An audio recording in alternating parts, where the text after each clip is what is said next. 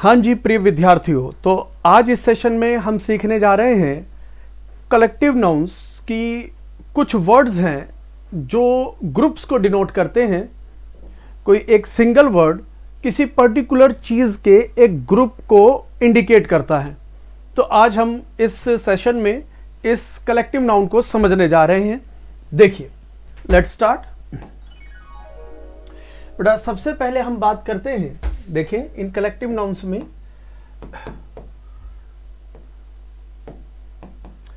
An army of soldiers, जो soldiers हैं, soldiers के ग्रुप को हम आर्मी कहते हैं। आर्मी बोलते ही माइंड में क्लियर होता है कि ये आर्मी अगर बोला जा रहा है तो एक सिंगल वर्ड नहीं, ये ग्रुप ऑफ समथिंग है। तो group of, it is group of soldiers. तो जो ग्रुप ऑफ सोल्जर्स हैं जिसको हम आर्मी कहते हैं, तो ये जो वर्ड है ये बेसिकली एक कलेक्टिव नाउन है। ये एक बेसिकली कलेक्टिव नाउन है। अगला देखिए, ए बैंड ऑफ म्यूजिशियंस, जहां म्यूजिशियंस का एक ग्रुप हो। म्यूजिशियन का एक ग्रुप जब होता है, शादी ब्याह में हम जब बुलाते हैं कि बैंड बुला लो, तो बैंड का मतलब एक सिंगल पर्सन नहीं आएगा, वहां पर कई लोगों का समूह जो होगा वो आएगा, और वो पूरे का पूरा जो समूह होगा वो बैंड कहलाएगा। तो लोगों का वो जो समूह, जो म्यूजिशियंस का जो समूह है, वो उसे हम बैंड कहते हैं। ठीक है।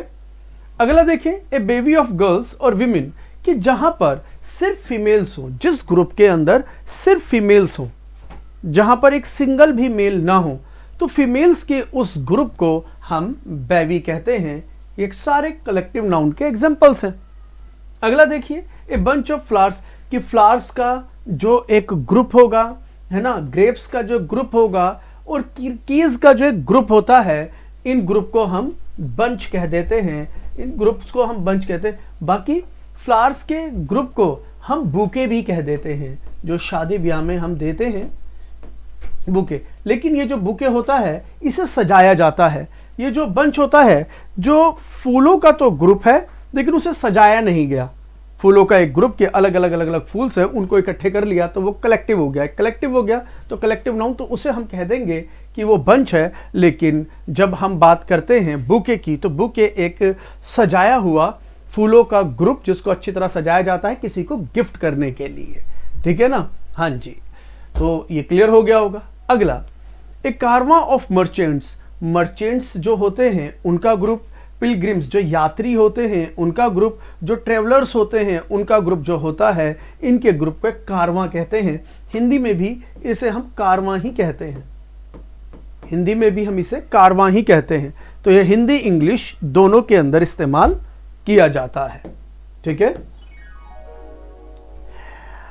देखिए अगला, next is a choir of singers, जहां सिर्फ सिंगर्स बैठे हों, जो ग्रुप है सिर्फ सिंगर्स हों, सिंगर्स के अलावा वहां पर एक्टर, डायरेक्टर, डांसर्स ये सब ना हो।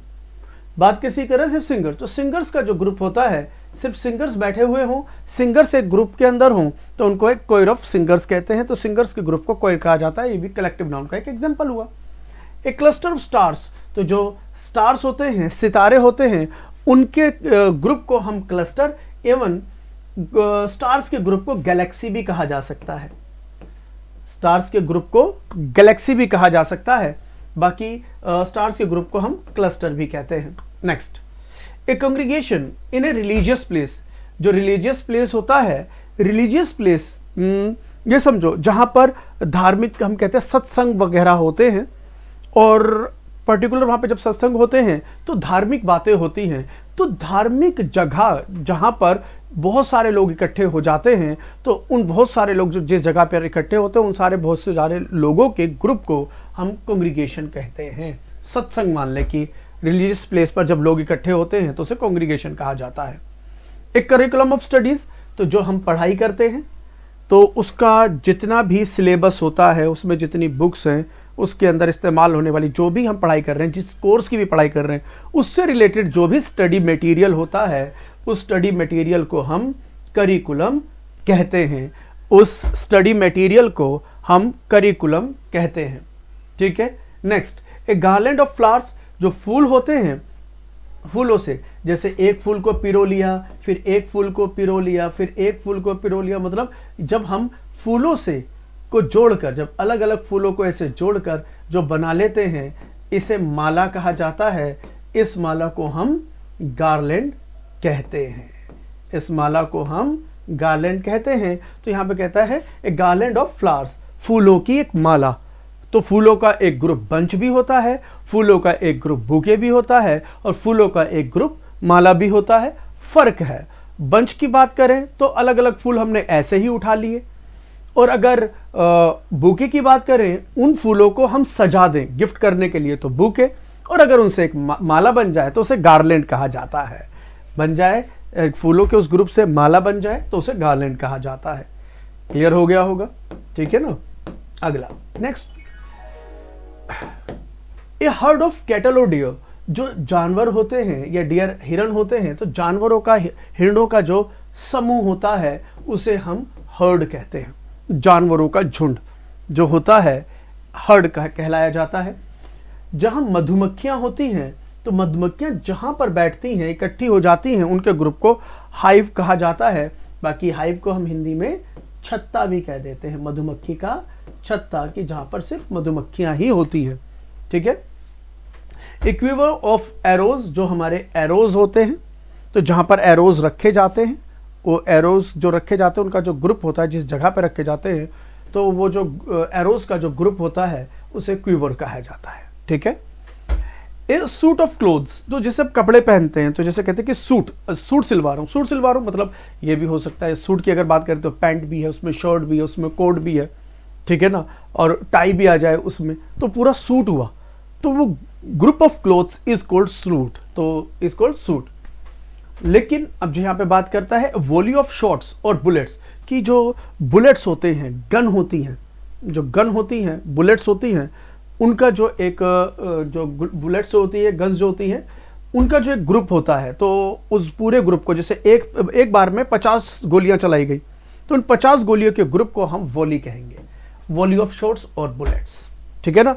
बाकी एक सूट से एक वर्ड और याद आ रहा है, स्वीट जिसे कहते हैं, SUITE, स्वीट।